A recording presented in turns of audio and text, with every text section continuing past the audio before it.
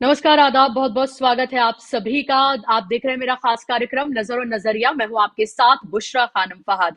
आपको पता है कल पटना के गांधी मैदान में जो महारैली हुई इंडिया गठबंधन की, जिसमें लाखों लोग उमड़े थे, उसे देखकर बीजेपी बौखला गई है, घबरा गई है, नए नए हथकंडे अपना रही है और आपको ऐसे मुद्दों में उलझाने की कोशिश कर रही है, आपको ऐसे मुद्दों से भटकाने की वो कोशिश कर रही है ताकि आप असल मुद्दों के बारे में उसकी जवाबदेही तय ना कर सकें, ताकि आप वो सवाल ना पूछ सकें जो बेहद जरूरी हैं, ताकि आप वो सवाल ना पूछ सकें जिसके जवाब नरेंद्र मोदी और उनकी जो 10 साल से सरकार चल रही है उनके पास मौजूद ना हो। आपको पता है कल तमाम नेताओं ने गांधी मैदान से पटना की उस महारैली में, जहां लाखों लोग थे, अपने अपने बयान वहां पर दिए। उस वक्त लालू प्रसाद यादव भी वहां पर मौजूद थे और लालू प्रसाद यादव जैसे ही वहां पहुंचे, जो हुजूम वहां पर मौजूद था वो लगातार उनको सुनने के लिए बेचैन बेकरार था। वहां पर लालू प्रसाद यादव ने परिवारवाद को लेकर, जिस पर नरेंद्र मोदी लगातार विपक्षी दलों को घेरते रहे हैं, उस पर उन्होंने कटाक्ष किया। कटाक्ष करके ये कहा कि नरेंद्र मोदी जो है उनका परिवार नहीं है, या उन्होंने क्यों नहीं अपनी संतान की, इस तरह की उन्होंने तमाम बातें कही। उसके बाद तेलंगाना में आज प्रधानमंत्री मौजूद हैं, वहां पर उन्होंने पलटवार किया। आपको पता है वो अपनी गालियों से लेकर तमाम चीजों का बहुत हिसाब किताब रखते हैं। भले ही देश में कितने बेरोजगार हैं, कितनी महंगाई है, इस सब का हिसाब किताब उनके पास मौजूद ना हो, लेकिन अपने बारे में कही गई बातें सच हो या फिर झूठ हो या उनकी तरफ से बनाई गई हो, उनकी एक लंबी फहरिस्त उनके पास मौजूद रहती है। मैं आपको सबसे पहले सुनवाऊंगी कि लालू प्रसाद यादव ने आखिर क्या कहा है, जिसके बाद भारतीय जनता पार्टी के जितने भी नेता हैं, गृह मंत्री से लेकर जेपी नड्डा से लेकर बीजेपी के मंत्रियों से लेकर मुख्यमंत्रियों से लेकर, सबने अपना ट्विटर, जो कि अब एक्स है, उस पर अपना बायो चेंज कर दिया है। और बायो चेंज करके उन्होंने अपने बायो के आगे लिखा है मोदी का परिवार। आपको याद होगा 2019 में जो कैंपेन चलाई गई थी, जिसमें मैं भी चौकीदार, ये कैंपेन चलाई गई थी, और अब मैं भी चौकीदार से मोदी का परिवार तक का सफर 5 साल में तय हो गया है। और आप ये देखें कि पहले जो चौकीदार थे अब वो परिवार हो गए हैं। चापलूसी और चाटुकारिता की इंतहा बीजेपी में ये है कि उन्हें पता है कि जब तक वो चापलूसी और चाटुकारिता नहीं करेंगे वो नेता, तब तक आपको पता है कि वो मोदी को खुश नहीं कर सकते हैं। और नरेंद्र मोदी इस इलेक्शन को सिर्फ और सिर्फ अपने इर्द गिर्द ही घुमाना चाहते हैं। मैं आपसे सवाल पूछना चाहती हूं, ये इलेक्शन 2024 का लोकसभा का जो इलेक्शन, जब अब से 2 महीने के बाद जब आप अपना वोट डालने के लिए जाएंगे, तो आप मोदी के नाम पर वोट डालेंगे कि मोदी को किसने क्या कहा, मोदी को किसने क्या कह दिया, उनके साथ क्या हो रहा है, उनके साथ क्या नहीं हो रहा है, या फिर आप उन मुद्दों पर वोट डालने जाएंगे जो आपके लिए जरूरी हैं, आप उन मुद्दों पर वोट डालने जाएंगे जो आपके रोजी रोटी का सवाल है। क्योंकि एक तरफ विपक्ष, एक तरफ राहुल गांधी से लेकर तेजस्वी यादव से लेकर अखिलेश यादव से लेकर तमाम लोग आपसे जुड़े मुद्दे, आपकी बेरोजगारी के, पेपर लीक से लेकर, और इसके अलावा जिस तरह से महंगाई बढ़ रही है, किसानों के साथ जो हो रहा है, महिलाओं के साथ जो हो रहा है, वो सब उठा रहे हैं। लेकिन मोदी जी आपको एक बार फिर से इमोशनल बेवकूफ बनाने की पूरी स्क्रिप्ट लिख चुके हैं, और उन्हें पता है और उनको ऐसा गुमान हो चला है कि जब 2 बार वो आपको इसी तरह से जज्बाती और इमोशनल बेवकूफ जो बना चुके हैं और आपका वो ठग चुके हैं, उनको लग रहा है 2024 में एक बार फिर से उनको ये कामयाबी मिलने जा रही है। और इसीलिए आप ये देखिए, पूरे आप मीडिया का जो एक धड़ा है, जो जो सरकार समर्थित मीडिया है, वो पूरा शुरू हो गया है। मैं तो ये सोच रही हूँ कहीं ऐसा ना हो कि अब से कुछ देर में वो तमाम जो सरकारी पत्रकार हैं वो अपने नाम के आगे वो भी ना लिखना शुरू कर दे मोदी का परिवार, बीजेपी नेताओं के बाद। तो क्या कहा है लालू प्रसाद यादव ने, वो मैं आपको सुनवाऊंगी। उसके साथ ही नरेंद्र मोदी ने क्या कुछ तेलंगाना में कहा है वो भी आप सुनिए, और आप ये इससे फिर अंदाजा लगाइए कि कैसे एक बार फिर से आपके वोटों की ठगी का पूरा प्लान तैयार किया जा रहा है। सुनिए पहले आप लालू प्रसाद यादव को। ये मोदी क्या है? मोदी कोई चीज है क्या? ये नरेंद्र मोदी आजकल परिवारवाद पर हमला कर रहे हैं। अरे भाई तुम बताओ ना कि तुमको क्यों परिवार में कोई संतान नहीं तुमको हुआ, बताओ।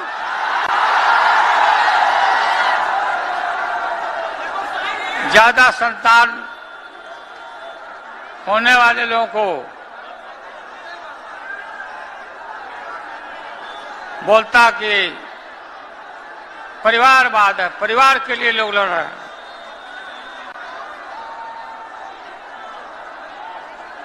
तुम्हारे पास परिवार नहीं है,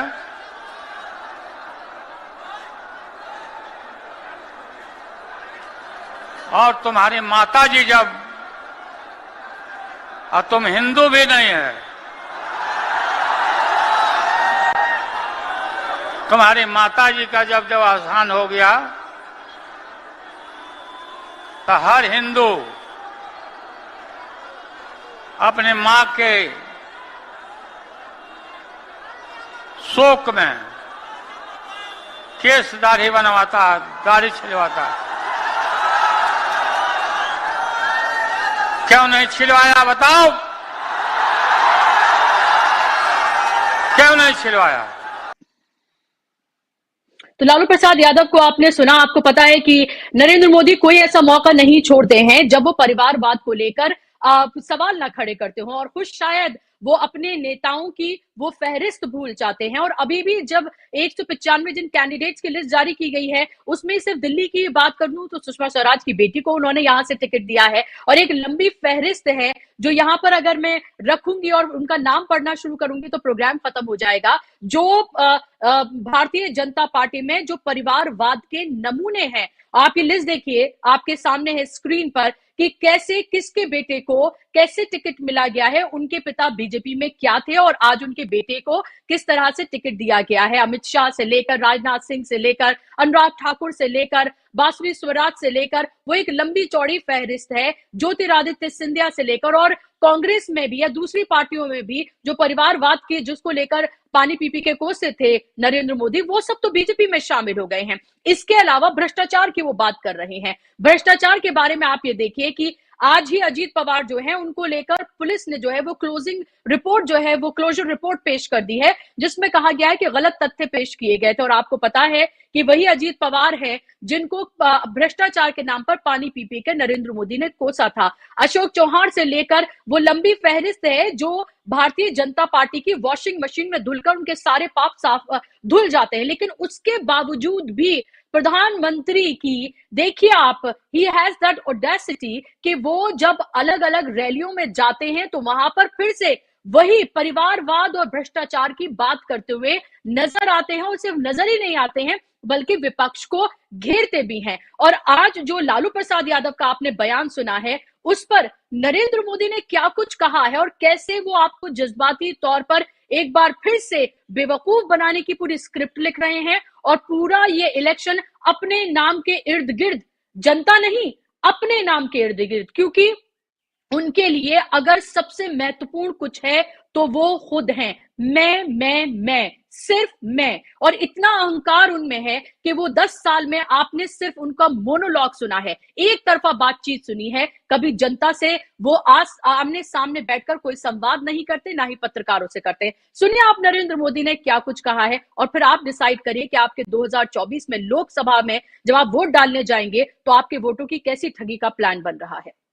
साथियों, भ्रष्टाचार, परिवारवाद और तुष्टीकरण में आकंठ डूबे इंडी गठबंधन के नेता बौखलाते जा रहे हैं। अब इन्होंने 2024 के चुनाव का अपना असली घोषणा पत्र निकाला है। मैं इनके परिवारवाद पर सवाल उठाता हूं तो इन लोगों ने बोलना शुरू कर दिया है कि मोदी का कोई परिवार नहीं है। अब तो कल ये कह देंगे कि तुम कभी जेल में तुझे सजा नहीं हुई इसलिए तुम राजनीति में नहीं आ सकते, ये भी कह देंगे। तेलंगाना के मेरे भाइयों बहनों, मेरा जीवन खुली किताब जैसा है।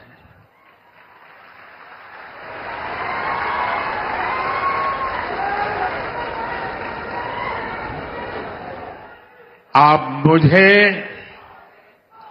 देशवासी भली भांति जानते हैं, समझते हैं।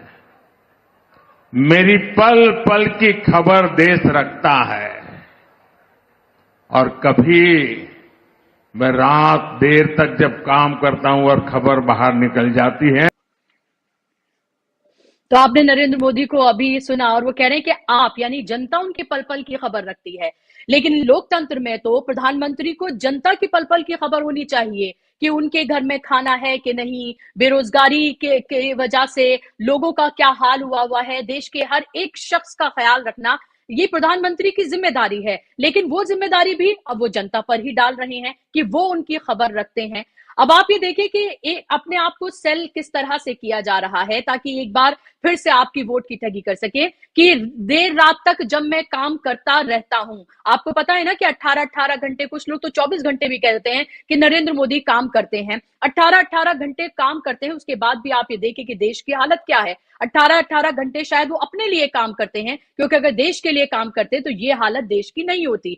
और इसी भाषण में उन्होंने कहा है कि इस बार 2024 के लोकसभा इलेक्शन में उन्होंने एक नारा दिया है, लोगों के लिए उन्होंने नारा दिया है, आप मोदी के हैं और आप मोदी के हैं और मोदी आपके हैं। ये एक नारा जो है वो गढ़ा गया है। तो परिवार के बाद ये नारा जो है गढ़ा गया, आप मोदी के हैं और मोदी आपके हैं। तो असल मुद्दों से आपको बिल्कुल साइडलाइन करने के लिए आप उनसे असल मुद्दों पर सवाल ना पूछें। एक नया नैरेटिव, वही घिसा पिटा जो लगातार 2014 से मैं चाय वाला से लेकर चौकीदार से लेकर मुझे गालियां दी जाती हैं उससे लेकर मेरा कोई परिवार नहीं है, आप ही मेरा परिवार है, वो सब कुछ सिर्फ पूरा इलेक्शन मोदी सेंट्रिक बनाने की पूरी एक तरह से ये एक चाल जो है वो चली जा रही है। लेकिन जनता अब इतनी बेवकूफ नहीं है। इसी सब पर हम बात करेंगे कि क्या पटना की रैली से घबरा गए हैं नरेंद्र मोदी और बीजेपी, जो इस तरह के हथकंडे वो अपना रहे हैं, घिसे पिटे उसी तरह के बयान, वही नैरेटिव वो गढ़ रहे हैं। क्या नयापन खत्म हो गया है, बोझिल लग रहे हैं अब नरेंद्र मोदी के बयान? क्या उनके पास मुद्दे नहीं है? क्या हार के डर से वो घबरा रहे हैं और इसीलिए इस तरह के बयान वो दे रहे हैं? इस पर बात करेंगे। बात करने के लिए मेरे साथ तीन खास मेहमान जुड़ गए हैं जिनका तारुफ मैं आपसे कराना चाहूंगी। अनिल सिन्हा जी, सीनियर जर्नलिस्ट मेरे साथ मौजूद हैं। इसके साथ ही प्रकाश हिंदुस्तानी जी, सीनियर जर्नलिस्ट, और डॉक्टर सुनीलम, किसान नेता और सोशल एक्टिविस्ट, पॉलिटिकल एक्टिविस्ट मेरे साथ जुड़ गए हैं। तीनों मेहमानों का बहुत बहुत स्वागत, इस्तकबाल। शुरुआत अनिल जी मैं आपसे अगर करना चाहूं, इस पूरे बयान को और जो ये नया नैरेटिव गढ़ा जा रहा है, मोदी का परिवार हर नाम के आगे, चौकीदार के बाद, क्या आपको लग रहा है ये असल मुद्दों से भटकाने लटकाने की कोशिश है? ये हथकंडे अपनाए जा रहे हैं ताकि जो मुद्दे विपक्ष उठा रहा है, जिस तरह से घेर रहा है, और कल जो लाखों की तादाद में पटना के गांधी मैदान में भीड़ उमड़ी, उसका काट कोई मौजूद नहीं है, तो उस सब के परसेप्शन को, नैरेटिव को, लोगों में आए जोश को कैसे काटा जाए, ये एक नैरेटिव जो है वो गढ़ा जा रहा है और एक बार फिर से लोगों के वोट के साथ ठगी करने का एक प्लान बनाया जा रहा है।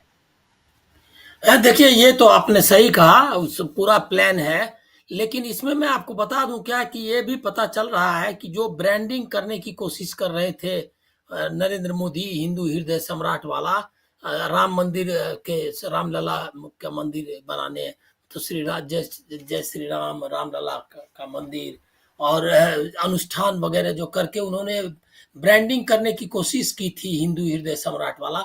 अब लग रहा है क्या कि उस ब्रांडिंग का कोई फायदा नहीं हुआ, अब वो सब पीछे चला गया, तो रीब्रांडिंग कर रहे हैं इस इलेक्शन के लिए, रीब्रांडिंग की कोशिश कर रहे हैं कि फिर से एक ब्रांडिंग की जाए। और ये मोदी का परिवार वाला जो चलाया है उन्होंने, और इसका उनको मौका मिल गया लालू जी के कथन से, लेकिन जो लालू प्रसाद जी ने जो कहा है उसका मैसेज जो जाना था वो चला गया। 10 लाख लोगों की भीड़ थी। आपने सही कहा कि वो जो है भीड़ कई दिनों तक बीजेपी के नेताओं और मोदी जी को सोने नहीं देगी। एक दिन पहले उनकी भीड़ हुई थी, पूरे बीजेपी का तंत्र और उसके बाद एडमिनिस्ट्रेशन और सब जो अब तो वो सरकारी पैसे पर सारा कर रहे हैं चुनाव प्रचार ना, वहां पर सरकारी कार्यक्रम करते हैं और साथ में ये इलेक्शन करते हैं, इलेक्शन कैंपेन करते हैं। तो वो उसके बावजूद जो उनकी सभा थी और इनकी सभा में कोई तुलना नहीं है। और अकेले दम पर तेजस्वी और लेफ्ट पार्टी मतलब आरजेडी और लेफ्ट पार्टी कांग्रेस ने अपने दम पर मतलब कोई न कॉरपोरेट की मदद न कोई सरकारी मदद उन लोगों ने किया, तो उसका असर तो दिख रहा है कि किस तरह से तिलमिला गए हैं। लेकिन ये जो ब्रांडिंग है मोदी का परिवार वाला, वो चलने वाला नहीं है इस बार इसलिए नहीं चलने वाला है कि मैं अभी सोशल मीडिया देख रहा था, उसमें मोदी का परिवार पर डाला है लोगों ने कि मोदी का परिवार कौन। तो उसमें जो है आपको मैं नाम बता दूं, दिखाने के लिए देख नहीं पाएंगे लोग। विजय मल्ल्या, जी मेहुल चौकसी, नीरव मोदी, ललित मोदी, मुकेश अंबानी, जिंदल और अनिल अंबानी, और सबसे मतलब बड़ी फोटो उनके बाद जो बड़ी है वो फोटो है गौतम ये इसकी अडानी की। गौतम अडानी की। तो जी गौतम अडानी की। तो आप सोच लीजिए कि ये जो परिवार का जो इन्होंने चलाया है वो इसमें जमने वाला नहीं है। और ये सब जो चाय मतलब उन्होंने 2014 में कोशिश की थी चाय वाला हूं, तो और उसके 2019 में चौकीदार, मैं चौकी क्या था वो मैं चौकीदार भी वाला, चौकीदार। तो वो जी मैं भी जी मैं भी चौकीदार। चौकीदार। तो जी ये जो चला है, हमको लग रहा है क्या कि बार बार एक ही मतलब जो काठ की हांडी होती है वो बार बार नहीं चढ़ सकती। लोग ये सब ब्रांडिंग में अब फंसने वाले नहीं है। आप जरा रिस्पांस देखिए, पटना का जो की मीटिंग थी, इतनी देर चली, इतने नेताओं ने भाषण किया और सबकी जरा सबका रिस्पांस देखिए तो आपको पता चलेगा। और इतनी बड़ी भी भीड़ मुझको लगता है कि जेपी और कर्पूरी ठाकुर के बाद इससे मतलब इतनी बड़ी भीड़ कभी नहीं आई होगी पटना के गांधी मैदान में। और एक बात आप जान लीजिए कि बिहार की भीड़ जो है वो नारे लगाने वाली भीड़ नहीं होती है, वो वोट में भी तब्दील होने वाली भीड़ है। और उस काम करने मतलब वो लगेगी चुनाव में, करेगी इस बात को निश्चित सुनिश्चित करेगी कि बीजेपी हारे। तो वहां से जो है एक स्टेट, तो मैं ये कह सकता हूं कि पटना की जो मीटिंग के बाद कि एक स्टेट तो उन्होंने जो बिहार जहां उनका 40 में से 39 है उनकी सीटें हैं मतलब एनडीए की, वो स्टेट तो इंडिया गठबंधन जीत चुका है। अब इसके लिए अलग से मतलब ये जो सर्वे चलाते हैं फर्जी सर्वे गोदी मीडिया वाले, उनको एक नया सर्वे करना चाहिए ईमानदारी पूर्वक, और उनको पता चलेगा। ये जो ध्यान भटकाने की कोशिश है, एक और इसमें आप देखिए कि लगातार कोशिश करते हैं कि अपनी नैरेटिव चलाएं, लेकिन इनको रेस्पॉन्ड करना पड़ रहा है इंडिया गठबंधन की नैरेटिव से।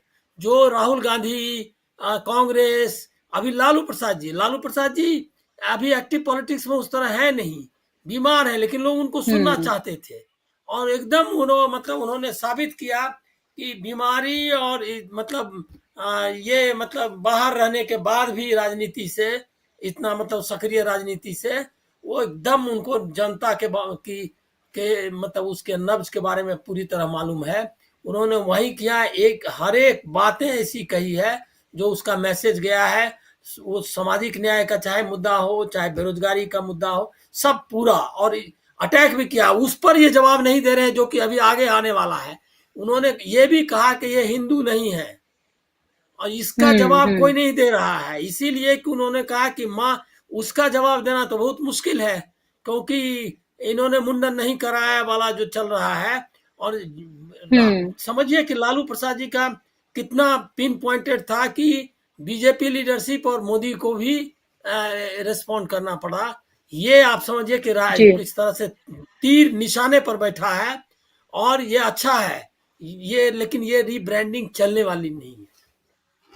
बिल्कुल, ये ब्रांडिंग चलने वाली नहीं है और तीर बिल्कुल लालू प्रसाद यादव का एकदम निशाने पर लगा है। डॉक्टर सीलम आपके पास आ रही हूँ, लेकिन उससे पहले प्रकाश हिंदुस्तानी जी, लालू प्रसाद यादव एक ऐसा नेता जिन्होंने कभी सांप्रदायिक ताकतों के सामने घुटने नहीं टेके। वो एक नेता जिन्होंने लाल कृष्ण आडवाणी के उस रथ को रोका था। वो नेता जो सबसे, अगर प्रैक्टिकली देखें, जिन्होंने समाजवाद को जमीन पर उतारा और इसीलिए वो बिहार में इतने मकबूल रहे।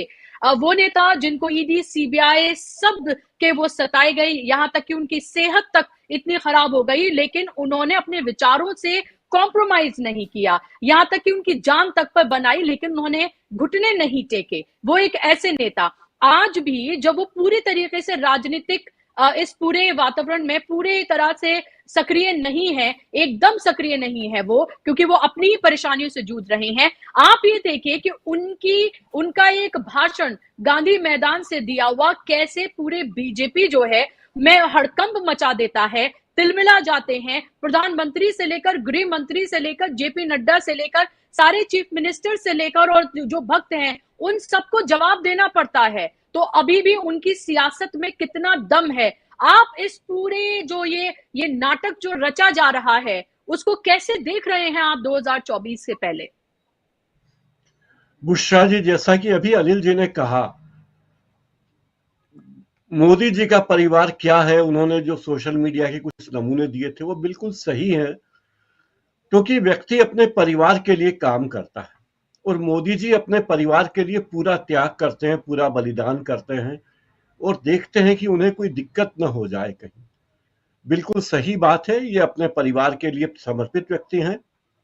और जहां तक लालू जी की बात है, लालू जी ने वो वॉशिंग मशीन में कभी गए नहीं, उन्होंने वॉशिंग मशीन में जाने की नहीं सोची, अपने दागों को अपने साथ ही रहने दिया। और अब तो सब कह रहे हैं कि मोदी का परिवार। मुझे याद है कि एक साबुन बनता था, अभी भी बनता है, आता है, उसमें एक उसका एक नारा था, फिल्मी सितारों का सौंदर्य साबुन, और उसमें साधना से लेके हेमा मालिनी, मधुबाला, हेलन, माधुरी दीक्षित सारे लोग आए। लेकिन एक दौर में उन्हें यह लगा कि हमारे साबुन को लोकप्रिय बनाने के लिए किसी मशहूर सितारे का होना जरूरी है, तो उन्होंने शाहरुख खान को लेकर एक विज्ञापन बना दिया। अब उस विज्ञापन के कारण क्या हुआ कि शाहरुख खान की भी बुरी गत हो गई, उन्हें विज्ञापन छोड़ना पड़ा और अंततः कंपनी को भी कोई फायदा नहीं हुआ, क्योंकि प्रतिस्पर्धा में बहुत सारे साबुन आ गए। तो अब ये जो साबुन है, जो वॉशिंग मशीन, जो सौंदर्य साबुन है बीजेपी का, वो साबुन का ब्रांड इतना बचा नहीं है, उसमें ब्रांड में दम नहीं बचा है। और लोग उस ब्रांड की असलियत समझ चुके हैं कि जो फिल्मी हीरोइनें विदेशी साबुन वापरती हैं, लेकिन विज्ञापन कहती कि मेरा सौंदर्य साबुन एक्स है, वो उससे अपने जूते भी नहीं धोती होंगी, अपने पांव भी नहीं धोती होंगी, लेकिन विज्ञापन करती हैं। तो सबको पता है। और जितने बीजेपी के केंद्रीय मंत्री हैं, सांसद हैं, मुख्यमंत्री हैं, मुझे आश्चर्य होता है कि जब कभी भी ट्विटर पर आप जाएं तो उनका अपना ट्वीट नहीं होता, उनके ट्वीट से ज्यादा ट्वीट प्रधानमंत्री जो भी ट्वीट करेंगे वो सारे के सारे ट्वीट रिट्वीट होते हैं। उनका एक ट्वीट होता है और प्रधानमंत्री कार्यालय के और प्रधानमंत्री के 10-10 ट्वीट होते हैं। केवल एक व्यक्ति है जो प्रधानमंत्री को ट्विटर पर फॉलो जरूर करता है, लेकिन उनके हर ट्वीट को रिट्वीट नहीं करता प्रधानमंत्री कार्यालय के, वो है नितिन गडकरी। उनके अलावा सारे लोग, ये शायद पार्टी के भीतर आदेश होगा कि अगर प्रधानमंत्री का कोई भी ट्वीट आए तो उसे रिट्वीट करना जरूरी है और उसके साथ ही नमक मिर्च लगाना भी जरूरी है। तो अब हर कोई अपने आप को बताने पे तुला है कि मैं भी मोदी के परिवार का सदस्य हूं, और असल में मोदी के परिवार के सदस्य वो हैं जिन्हें वो फायदा पहुंचा रहे हैं। बाकी लोग वे हैं जो मोदी के परिवार को फायदा पहुंचाने के लिए निमित्त बने हुए हैं। सुनीलम जी बता सकते हैं कि किसान कैसे निमित्त बने हैं, मजदूर कैसे निमित्त बने हैं, युवा कैसे निमित्त बने, और हमारे सैनिक कैसे निमित्त बने हैं कि मोदी जी के परिवार की खुशहाली बनी रहे। लालू जी के भाषण में एक बात जरूर है, लालू जी का जो न्यूज सेंस है, वे बहुत अच्छी तरह जानते हैं कि उनकी क्या कही बात निशाने पर लगेगी। वे शब्दों का उपयोग बहुत सावधानी से करते हैं और उनके फैसले ऐसे हुए हैं जो कभी पलटे नहीं है। उन्होंने अगर कोई फैसला लिया है, आपने कहा बिल्कुल सही है कि जितनी यातनाएं उन्हें दी गई, राजनीतिक रूप से प्रताड़नाएं दी गई, जेल में डाला गया, सेहत की अनदेखी करके उन्हें सताया गया ही कहा जाएगा।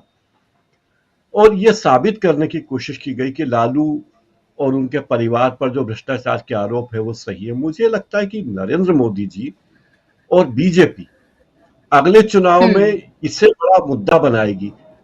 जो विपक्ष के नेता हैं, जिन पर आरोप लगाए गए हैं, जिन्हें प्रताड़ना दी जा रही है, बीजेपी के नेता अब ये बात सिद्ध करने पे तुले हैं कि ये लोग भ्रष्ट हैं और हम भ्रष्ट लोगों पर कार्रवाई कर रहे हैं। वे उन लोगों का नाम कतई नहीं लेंगे जो परिवार में आ चुके हैं। तो ये तीर, लालू का तीर तो निशाने पे लगा है, लेकिन अब मोदी जी का तीर जो उन्होंने अपनी ढाल बनाया है परिवार को, तो ये परिवार उनकी रक्षा करेगा या नहीं, या उनका परिवार उनकी रक्षा करने के लिए ललित मोदी, मेहुल चोकसी, नीरव मोदी और अडानी अंबानी आएंगे, देखने वाली बात होगी। बुशरा जी।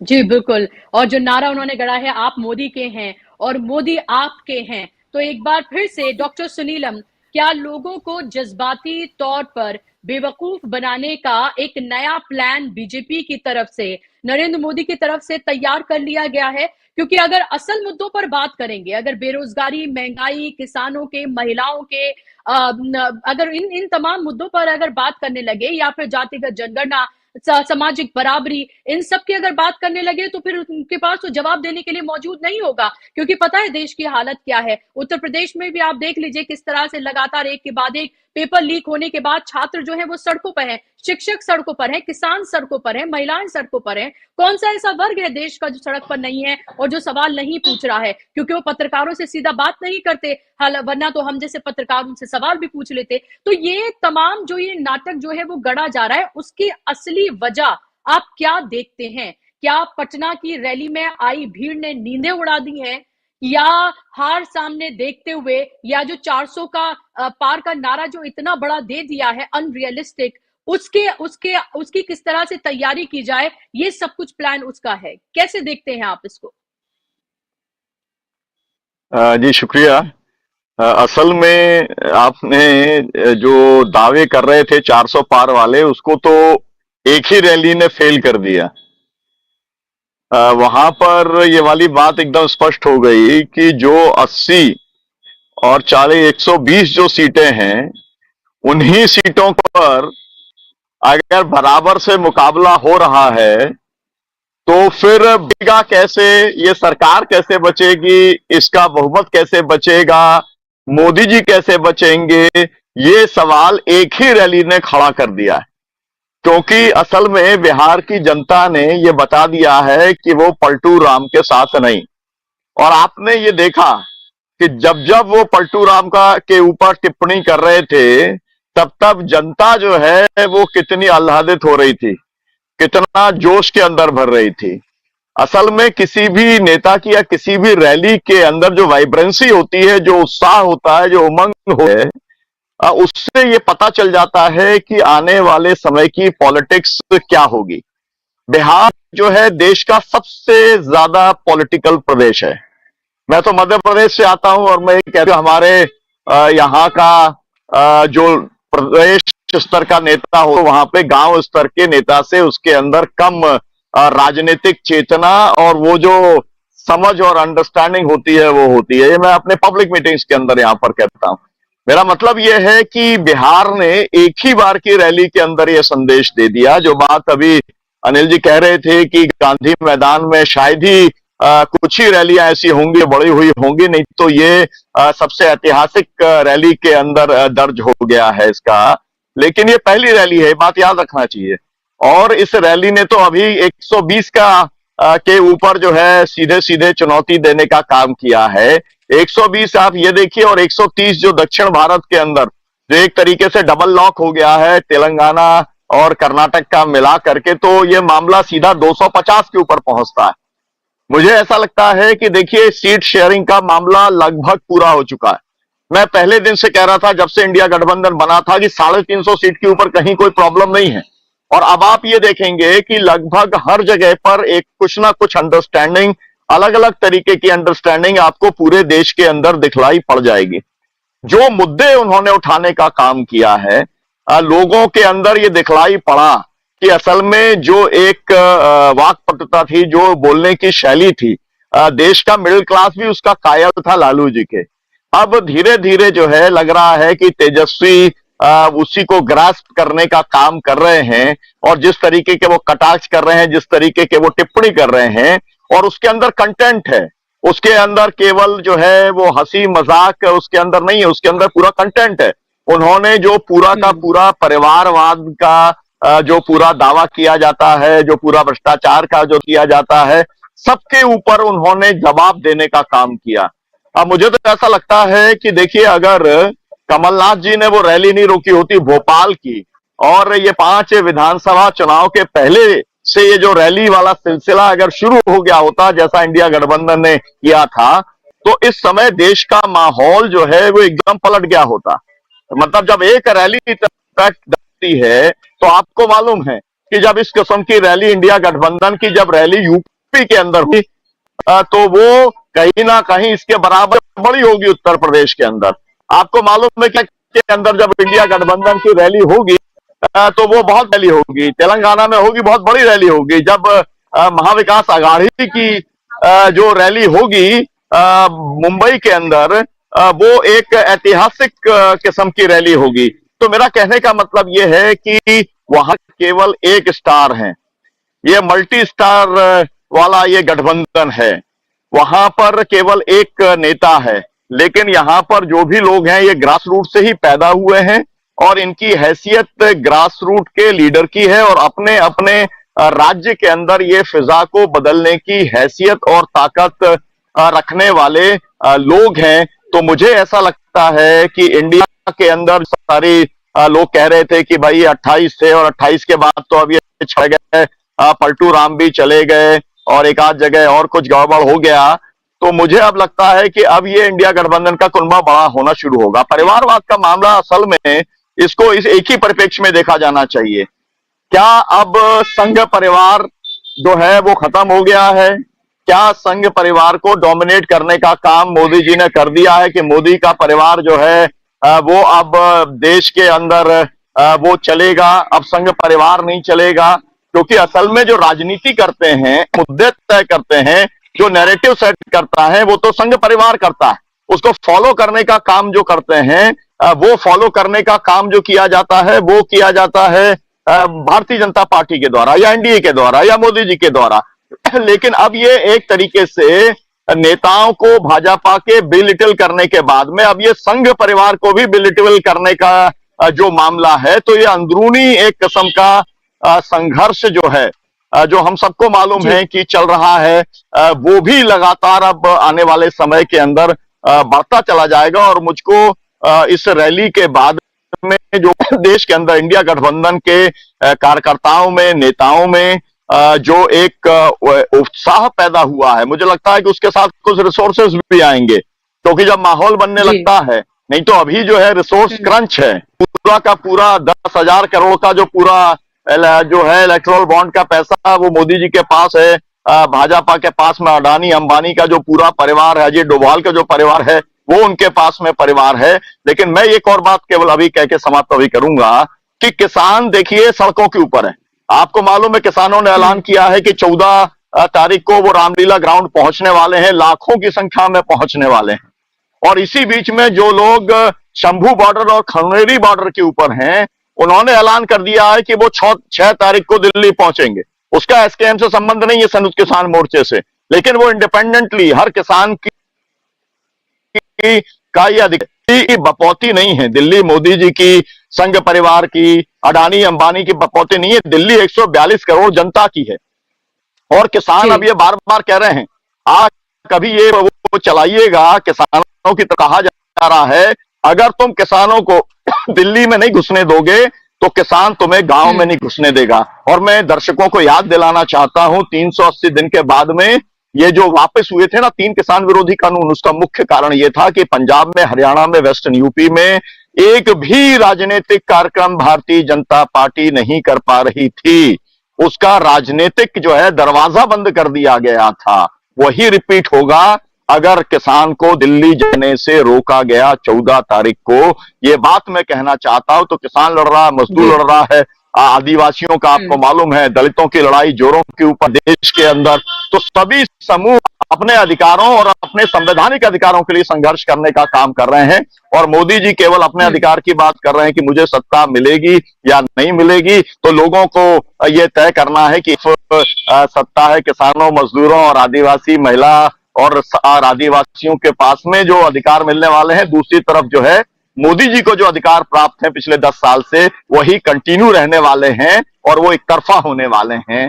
तो ये एक जो है लोगों के सामने चॉइस की बात है। बिहार की जनता ने अपनी चॉइस एकदम क्लियर कट बताने का काम कर दिया है। जी बिल्कुल, बिल्कुल आपने सही कहा कि जनता ने बिल्कुल बता दिया और ऐसे बताया है कि जो सत्ता में बैठे जो लोग हैं उनकी नींदें उड़ गई हैं और इसीलिए ये नया नैरेटिव जो है, ये एक इमोशनल कार्ड जो है वो खेलने की कोशिश की जा रही है। अनिल जी, हमने देखा था पश्चिम बंगाल का इलेक्शन हो, कर्नाटका का इलेक्शन हो, मोदी जी अपनी गालियों का बहुत लंबा चौड़ा हिसाब रखते हैं। कभी कहते हैं 90 दी गई थी, कभी कहते हैं 100 से ज्यादा गालियां दी गई थी, कभी कहते हैं मैं आपके लिए काम करता हूं इसलिए मेरे साथ ये सब कुछ किया जाता है। इंडिया गठबंधन का नाम नहीं लेते, इंडी इंडी और घमंडिया और पता नहीं क्या क्या उनका नाम जो है वो रख दिया गया है। उससे ये पता चलता है कि कितने अनकंफर्टेबल हैं वो, कितने असहज हैं वो इंडिया गठबंधन के बनने से। भले ही उसको वो दिखाएं कि वो कितना गैर जरूरी है, लेकिन उससे पता चलता है कि एक रैली ने किस तरह से उनके होश उड़ाए हुए हैं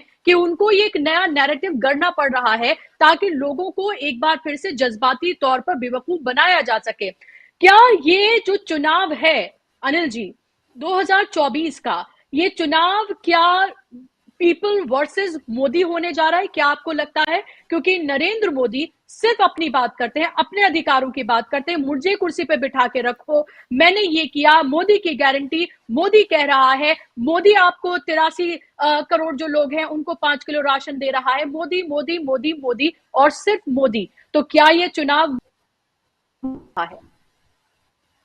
नहीं, देखिए, ये कोशिश जो उनकी है वो कितना मतलब कमजोर है। उसमें मैं मतलब अगर उनको कॉन्फिडेंस होता, आपने कभी सुना है, मतलब मैं जवाहरलाल नेहरू से तुलना करूंगा, इंदिरा गांधी से, इंदिरा गांधी ही नहीं, मैं तो दूसरे जो प्रधानमंत्री हैं, देवेगौड़ा हैं, गुजराल हैं, जो सब बहुत कम समय के लिए रहे, जिनका कोई इम्पैक्ट नहीं रह गया मतलब भारतीय राजनीति पर, उनके बारे में भी कहूंगा कि कोई ईडी सीबीआई इनकम टैक्स की फौज लेकर नहीं चलता था। उनको अपने ऊपर कॉन्फिडेंस था और किसी को मतलब उनको लोकतंत्र में भी इनका इतना भरोसा था कि जिस तरह से ये विपक्ष के साथ करते हैं, उसके साथ जो बदसलूकी करते हैं, मजाक बनाते हैं, संसद का इन्होंने मजाक बनाया। कोई भी बिल जो है, कोई भी महत्वपूर्ण बिल, वो उस पर चर्चा नहीं हुई। ये सारा कुछ करने के आप क्यों करते? अगर आपको भरोसा था अपनी राजनीति पर तो आप कर पाते। और इसमें क्या कंटेंट है कि देश हमारा परिवार है, हम दुनिया के हैं, हमारी दुनिया, ये सब नॉनसेंस जो है ये इसीलिए चल पाता है कि इनके साथ एक मीडिया का बड़ा तंत्र इनके साथ है, ये नैरेटिव चलाने के लिए। उसमें मैंने अभी सुन रहा था जो देश का सबसे तेज चैनल है उसकी एंकर, उसी में मैंने देखा, ये खबर देखी, ब्रेकिंग न्यूज कि मैं पूरा देश मेरा परिवार, मैं हूं मोदी परिवार क्या का। तो उसमें उसने कहा कि ये जो है ये इसका मतलब अब इसका कोई जवाब विपक्ष के पास नहीं है। और मतलब कहने का अर्थ था कि अब बक्स वो तो जीत गए, ये मतलब एक नारा लगाया और जीत गए। ये क्या है? ये है मतलब सीधे अंधभक्ति है। और ये देखिए, मैं आपको एक बात बताता हूँ, इन्होंने हिमाचल प्रदेश में जब घूम रहे थे तो उन्होंने कहा था, छाती पर हाथ रख के, मुझको याद है तस्वीर, कहा था कि तुम जब जाना तो बोलना कि मोदी ने भेजा है मुझको, मतलब जो सभा के लोग थे, और उनसे कहना कि मोदी के नाम पर वोट करो। और हिमाचल प्रदेश के लोगों ने हरा दिया और ऐसा ही कर्नाटक में किया। हर जगह जो है ये इसमें है कि आरएसएस तो इनके साथ है, लेकिन इसमें मीडिया बाकी को समझना चाहिए कि इस तरह का ये जो कल्ट है ये नहीं चलाना चाहिए। उनको थोड़ा सा कम से कम थोड़ी सी जगह रखनी चाहिए लोकतांत्रिक चीजों के लिए, नहीं तो मतलब कम से कम जो मुद्दे हैं उनको रखना चाहिए। नहीं तो इसका क्या अर्थ होगा? लोग कल को अगर उल्टेंगे, वो जब देखेंगे दस्तावेज और क्लिपिंग्स देखेंगे, तो उनको कितना बुरा लगेगा कि ये किस तरह का मीडिया था जिसको कि जो कि भक्ति में भक्तों से भी आगे निकल गया। तो ये स्थिति है, इसका कोई ये, लेकिन ये नैरेटिव चलेगी नहीं। आप देखिए कि अगर तेजस्वी की क्या नैरेटिव थी, CPI-ML जो वहां जो लाल झंडे आपको दिख रहे थे, उनकी क्या नैरेटिव है? सिर्फ न्याय, आर्थिक न्याय, मतलब बेरोजगारी दो, मतलब रोजगार दो, महंगाई कम करो, जो मिनिमम वेज है वो दो, मतलब हमको जो वे है हमारा हक वो मिलना चाहिए। ये सब नारे, और इतने लोग आए, कहते हैं लोग, क्या कहने लगे लोग कि अब तो लोग मुद्दे पर कहाँ राजनीति होती है इमोशनल कार्ड खेलने से। तो जाके पटना की रैली देखे। और मैं आपको उसके पहले की एक बात बता रहा हूँ, मेरे इलाके, मतलब वो बेगूसराय जहाँ इनकी मीटिंग थी, वहां से 20 किलोमीटर दूर उसी जिले में मेरा खुद का पुश्तैनी घर है। तो लोगों ने मुझको बताया कि लोग हंस रहे थे कि बार बार तो यही सौगात लेकर आते हैं, और कितनी चीजें जो है इस बेगूसराय में नहीं हो पाई हैं, ये जो है कभी मानते ही नहीं है। 13 ट्रेन है जो बेगूसराय स्टेशन पर नहीं रुकती है। ये सब सारे मुद्दे उठाते हैं। जो स्थानीय लोग हैं वो समझते हैं कि आप ये जो सौगात लेकर आए हैं, ये मीडिया इवेंट भले ही है, लेकिन नीचे कोई असर नहीं होता है। और वहीं पर उस इलाके में सिर्फ जाने वाले थे तेजस्वी, तो जगह जगह हाईवे पे लोग उनके स्वागत में खड़े थे। और ये एक दिन पहले की घटना है। तो इतना है रिस्पॉन्स। और ये रिस्पॉन्स क्या है? सिर्फ वो 3 मुद्दे उठाते हैं, सामाजिक न्याय का मुद्दा, रोजगार और महंगाई और सांप्रदायिकता। बस इसके अलावा 4 मुद्दे के अलावा, और बहुत छोटा भाषण करते हैं ये तेजस्वी, जो जगह जगह जाते हैं बहुत छोटे छोटे भाषण करते हैं। हजारों की भीड़, नौजवानों की भीड़ है। तो ये लहर जो है बिहार में, तो वो लहर चालू है। मुझको लगता है कि यही स्थिति बाकी इलाकों में भी होने वाली है, ये आप जान लीजिए। और अभी देखिए कि लोग भागने लगे हैं चुनाव लड़ने से। पहली बार हुआ है कि जो रूलिंग पार्टी का टिकट मिले, और टिकट लेने के पहले कुछ ने मना कर दिया और कुछ टिकट के बाद मना कर रहे हैं। हमारा बंकी का नाम चला है, इसके पहले आसनसोल 2 लोग तो गए, और अभी टिकट का अनाउंसमेंट नहीं हुआ है। उप मुख्यमंत्री, जो पूर्व मुख्यमंत्री नितिन पटेल ने मेहसाना से कहा कि मैंने अपनी दावेदारी छोड़ दी है, मेरा नाम छोड़ करके आप किसी का नाम तय करिए।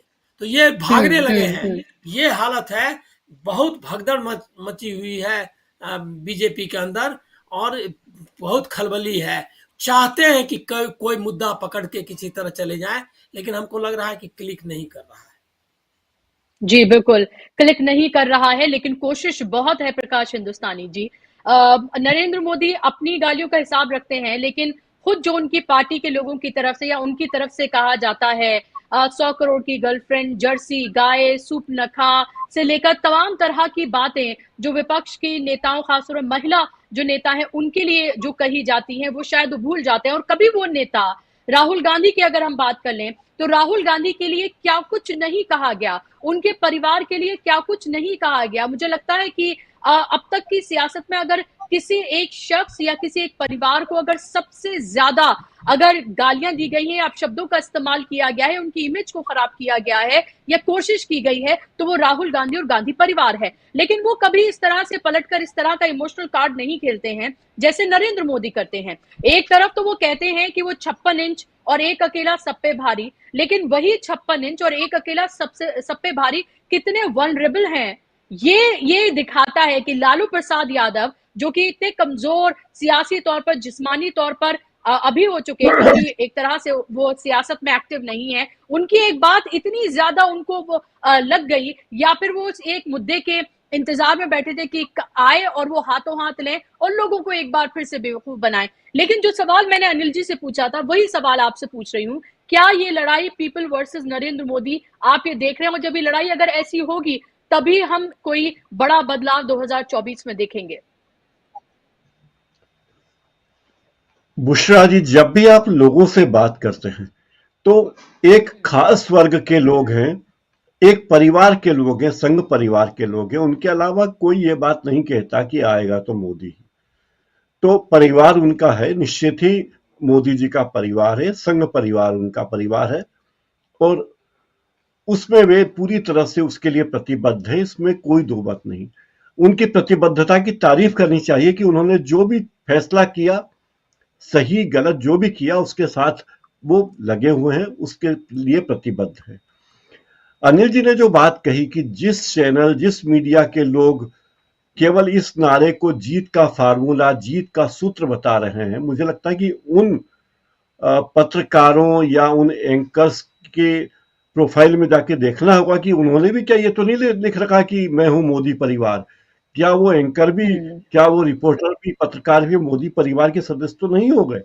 क्योंकि बातें जो कर रहे हैं वो, कई बार तो कोई चैनल, न्यूज चैनल देखते वक्त लगता है कि आप बीजेपी का चैनल देख रहे हैं या न्यूज का चैनल देख रहे हैं, और एंकर्स ऐसे सवाल करने लगते हैं, एक पक्षी हो जाते हैं कि लगता है कि पत्रकारिता का ये उद्देश्य तो नहीं था। जब अकेला दूरदर्शन था तब बहुत आरोप लगते थे कि दूरदर्शन सरकारी खबरें दिखाता है, प्रधानमंत्री की फोटो दिखाता है, और इसलिए प्राइवेट चैनल्स को छूट दी गई कि भाई प्राइवेट चैनल आए तो खबरें ज्यादा निष्पक्ष मिलेगी, ज्यादा खबरें मिलेगी। लेकिन मुझे लगता है कि आज की तारीख में अगर कोई सबसे निष्पक्ष चैनल है तो सरकारी दूरदर्शन और संसद टीवी ही है, जो कम से कम दोनों पक्षों की खबरें थोड़ी बहुत तो दिखा देता है। अगर 2% खबरें दूरदर्शन विपक्ष के दिखाता है तो ये सारे चैनल्स जो हैं वो खबरें तो वो एक पक्षीय खबरें हो जाएगी। अगर मान लीजिए, मुझे जिज्ञासा होती कि अगर मान लो पूरा देश के लोग अगर ये लिख दे, या देश के लोग अगर ये नारा लगाएं कि राहुल गांधी के बारे में यही नारा बोल दें जो मोदी जी कहते हैं, तो क्या होगा? तो किस तरह से ये एंकर बिलबिला उठेंगे, किस तरह से ये बातें करने लगेंगे, बड़ा अचरज होता है। तो अभी देश के सामने जो बड़ी समस्याएं हैं उन पर सरकार का ध्यान नहीं है। यही बात कही जा रही कि एक बंदा जो 18 घंटे काम कर रहा है, 20 घंटे काम कर रहा है, वो समुद्र में डुबकी भी लगा लेता है, मंदिर का उद्घाटन भी कर लेता है, मंदिर का शिलान्यास भी कर लेता है, दुबई भी घूम आता है और पूजा पाठ भी कर लेता है, गुफा में बैठ के भी ध्यान योग कर लेता है, मोरों को दाना दे देता है, लेकिन छुट्टी कभी नहीं लेता आदमी।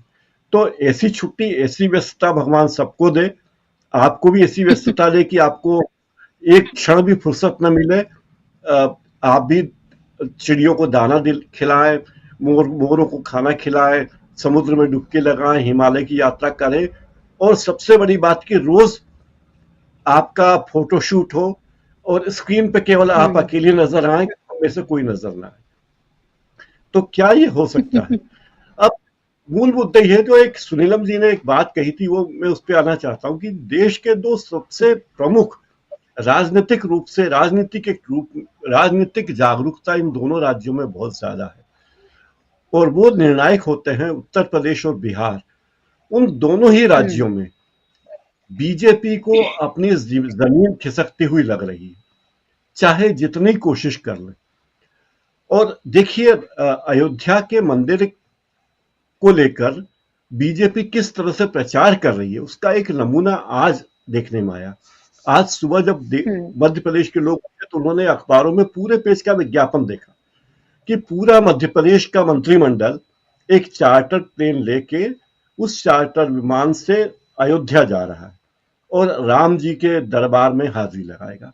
अब इस प्रदेश की जनता, जो जहां बेरोजगारी बहुत है, भुखमरी है, कुपोषण है, गर्भवती महिलाओं की सबसे ज्यादा मृत्यु मध्य प्रदेश में होती है, अपराधों में आगे है, ऐसे राज्य में सरकारी धन का उपयोग कैसे हो रहा है कि पिकनिक कर रहे हैं हमारे मंत्री, लोगों को यह बताने के लिए कि हम देखिए कितने बड़े राम भक्त हैं, और उस पर करोड़ों रुपए के विज्ञापन अलग दिए जा रहे हैं। एक तो वहां जाने का खर्चा सरकार अपना, मुझे तो लगता है कि सुप्रीम कोर्ट को ऐसे मामलों में सवाल उठाना चाहिए और ये सारा खर्चा उन नेताओं से वसूल करना चाहिए, मंत्रिमंडल के नेताओं से व्यक्तिगत रूप से, कि आपको इस प्रदेश की सेवा का काम मिला है और आप पिकनिक करने जा रहे हैं, अयोध्या जा रहे हैं चार्टर प्लेन से, आपकी निजी श्रद्धा है तो आप अपने खर्चे पे जाइए, अपने तरीके से जाइए, और विज्ञापन देने की क्या जरूरत है? आस्था आपका नहीं। अब आप कल्पना कीजिए कि कल को किसी राज्य में मुस्लिम लीग की सरकार बन जाए और वहां का पूरा जी मंत्रिमंडल मक्का मदीना की यात्रा पे चला जाए सरकारी खर्चे पे, तो क्या होगा? या तो बड़ी बेतुकी की चीजें हो रही है, और ये सब चीजें जी लोगों का ध्यान रखने के लिए कि अरे साहब, प्रदेश में कितने अपराध हो रहे हैं, इस पर ध्यान न जाए। कितनी भुखमरी है, कितनी महिलाएं, सबसे ज्यादा महिलाओं की मृत्यु गर्भावस्था में मध्य प्रदेश में हो रही, लेकिन कोई ध्यान नहीं जी है। हमारे नेता, हमारे सरकारों का, जो बीजेपी की सरकार है, वो उद्देश्य उनका ये कि देखिए मोदी जी, आपने जिस मंदिर का लोकार्पण किया या शिलान्यास किया, हम पूरी सरकार जनता का पैसा लेके वहां गए, लोगों का ध्यान बढ़ जाए मूल मुद्दा। तो बीजेपी की सरकार बिल्कुल केंद्र की हो या की हो, उनका एकमात्र काम है मूल मुद्दों से लोगों को भटकाना। सरकार का जो काम है वो तो सरकार कर ही नहीं रही। एक पिता का काम, सरकार को अगर आप पिता माने, तो एक पिता का काम है बच्चों को पढ़ाए लिखाए, भोजन की व्यवस्था करे, घर की व्यवस्था करे। लेकिन इसके बजाय अगर पिता भगवा कपड़े पहन के दिन रात आरती करने लगेगा, तो वो परिवार का भला कैसे करेगा? और फिर वो कहे कि मैं तो फला के परिवार का हूं। तो बड़ी हास्यास्पद स्थितियां हो रही है, और मुझे लगता है कि इसमें आशा की किरण फिलहाल इस सरकार से तो लोगों को आशा नहीं जाग रही। बुशरा जी। जी बिल्कुल, आशा नहीं जाग रही है और यही वजह है कि सवाल ये है कि जब बेरोजगार सड़कों पर हैं, महंगाई अपने चरम पर है, एमएसएमई से लेकर तमाम सेक्टर जो है वो गर्क में जा रहे हैं और लगातार इन मुद्दों को उठा रहे हैं राहुल गांधी, चाहे अग्निवीर का मामला हो, चाहे पेपर लीक का मामला हो, महिलाओं के साथ हो रहे दुष्कर्म का मामला हो, ये तमाम तरह के वो मुद्दे। लेकिन इन सब से कैसे ध्यान भटकाया जाए और लोगों को एक बार फिर से कैसे जज्बाती करके उनका वोट लिया जाए, पूरा का पूरा नैरेटिव फिर से गढ़ा जा रहा है। और आप मोदी के और मोदी आपके, मोदी का परिवार, ये तमाम चीजें एक बार फिर से सिर्फ मोदी सेंट्रिक चुनाव करने की पूरी कोशिश है। क्योंकि अब ये लग रहा है, सुनीलम जी, संक्षेप में मैं आपसे जानना चाहूंगी कि अब ये लग रहा है कि सिर्फ मोदी के चेहरे पर तो नहीं हो रहा, नहीं बात बन रही। 2014 जीत लिया, 2019 जीत लिया, अब लोगों को अपनी प्लेट में खाना चाहिए, मंदिर भी बना लिया, लेकिन उसके बाद भी वो नैरेटिव सेट नहीं हो रहा है। तमाम तरह के इमोशनल कार्ड खेले, उसके बाद भी कर्नाटका, हिमाचल जैसे चुनाव जो हैं वो हार गए। भले ही दूसरे तरीकों से चुनाव जीते जा रहे हो, वो अब के हमारे सबके सामने है कि कैसे चुनाव जीते जाते हैं और बनी हुई सरकारों को गिराया जाता है, तोड़ा जाता है, नेताओं को अपने में शामिल किया जाता है। वो सब कुछ किया जा रहा है भारतीय जनता पार्टी की तरफ से, जो कि एक स्वस्थ लोकतंत्र और एक स्वस्थ राजनीति में नहीं होना चाहिए। फिर भी सारे दार्शनिक बातें जो हैं आपको प्रधानमंत्री से सुनने के लिए मिलती हैं। तो ये एक दोहरा चेहरा, दोहरा चरित्र है, सामने देखने के लिए मिल रहा है। इस चुनाव को आप किस तरफ जाता हुआ देख रहे हैं? क्या आपको लग रहा है जो विपक्ष मुद्दे उठा रहा है वो भारी पड़ रहे हैं और इसीलिए इन तमाम नाटकों पर, हरकतों पर, हथकंडों पर उतरना पड़ रहा है बीजेपी को? संक्षेप में आपसे जानना चाहूंगी क्योंकि वक्त की कमी है मेरे पास।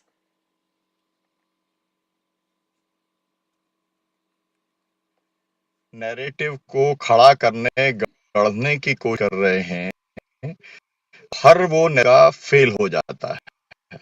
आपको 22 तारीख का आप देख लीजिए, वो नैरेटिव कहाँ पड़ा है।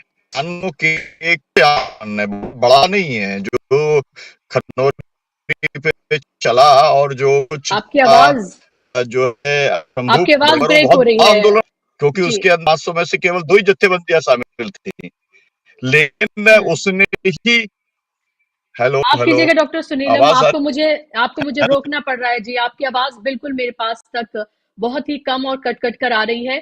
फिर किसी प्रोग्राम में आपसे कुछ और सवालों के साथ आपके साथ जुड़ूंगी, लेकिन फिलहाल आपका मुझसे राब्ता नहीं हो पा रहा है। लेकिन ये सवाल जरूर है और ये सवाल जरूर उठ रहा है कि लोकसभा का चुनाव आखिर किन मुद्दों पर लड़ा जाएगा। एक तरफ वो तमाम मुद्दे हैं जो मुंह खोले खड़े हैं, चाहे वो बेरोजगारी का हो, महंगाई का हो, महिलाओं का हो, अग्निवीर जैसे मुद्दे हो, किसानों के मुद्दे हैं, या फिर जो समाज, वंचित समाज जिसके ऊपर लगातार अत्याचार होता रहा हो, या फिर अल्पसंख्यकों के वो मुद्दे हैं जिनको लगातार देश का दुश्मन बनाकर एक तरह से वोट हड़पने की जो राजनीति है वो बीजेपी करती रही है। आखिर ये चुनाव किस पर लड़ा जाएगा ये तय होना है। और लगातार जो अपोजिशन एक नैरेटिव बना रही है और आप ये देखिए कि उस नैरेटिव की कार्ड तो नहीं है कि कैसे उस पर जवाब दिया जाए, लेकिन एक इमोशनल कार्ड और लोगों को एक बार फिर से बेवकूफ बनाने का पूरा नाटक जो है वो रचा जा रहा है। मैं भी चौकीदार से, मैं मोदी का परिवार, ये सब जो है, ये तमाम नए नारे जो हैं